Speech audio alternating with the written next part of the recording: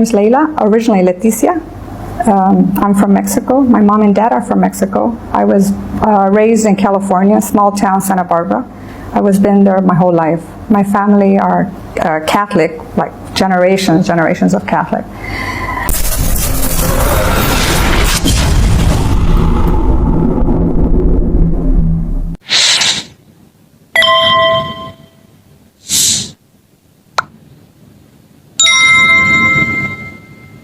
My name's Laila, originally Leticia. I'm from Mexico. My mom and dad are from Mexico. I was raised in California, small town Santa Barbara. I was been there my whole life. My family are Catholic, like generations of Catholic.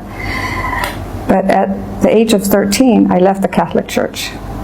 I didn't understand it. I would go to the nuns and I would say, I don't want to confess to the priests. And they said, don't be insolent. I would go to the priest and I said, why can't nuns get married? Why can't you get married? It's natural. And they said, you're being insolent. So I just had it. And my mom would drop me off in the front of the church and I would go to the back and I started going to different denominations. I was a Pentecostal. I was a born-again Christian. I was a Jehovah's Witness. I was a Christian Scientist. Literally, I was just looking. At 13, I was looking for something that was missing in my life. At the age of 17, I went to the University of San Francisco, and I met an American lady with a scarf. And I said, are you okay? She said, yeah. I said, do you have cancer? She said, no. Why would you say that? And I said, well, your scarf, you're hiding your bald head. She said, no, I'm a Muslim. And when she said Muslim, I went, and she said, why do you say that? And I said, I know about Islam. She said, what do you know? And I said, I see them hitting themselves and the blood going. And she said, no, that's not Islam. She gave me books, she gave me cassettes. And I was shocked. I never realized how beautiful the religion was. So one time I was at the university and I was running late for class. And I was in my bicycle. And this was later, like around 7:30. And it was dark. And I was just running in my bicycle. And I was thinking about Islam. And I was thinking about all the other religions. And I had that, how am I doing the right thing? Because I was ready to convert. So I was going really fast on my bicycle. And all of a sudden, this loud voice, but I don't remember what it was. I heard this loud voice, and I stopped.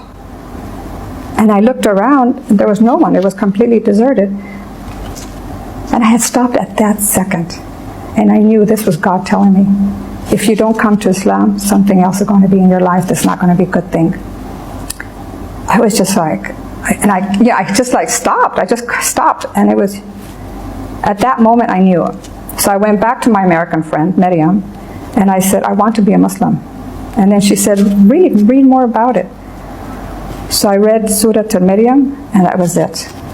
I just knew if women had such a high degree in Islam, I wanted to be part of that. I could see that Islam has made me a better person, gave me more patience. I'm more sympathetic. I have more empathy for people.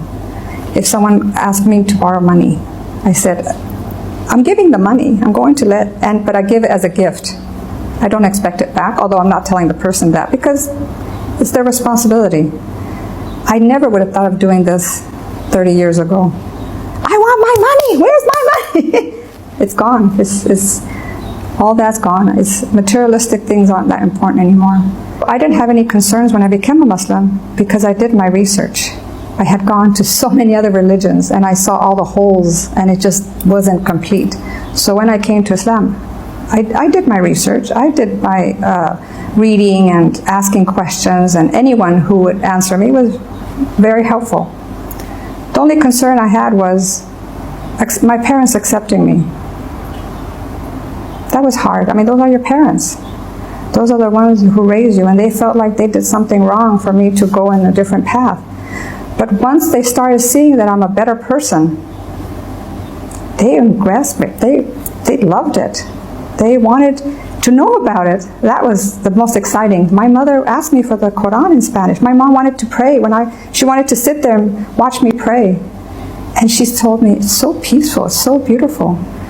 And when I put the call for prayer, she said she had goosebumps. Imagine having a chance from day one to start with no sins on your conscience. And you come with a clean soul because Allah guarantees that everything's forgiven. This is your chance to start and have a purpose in life.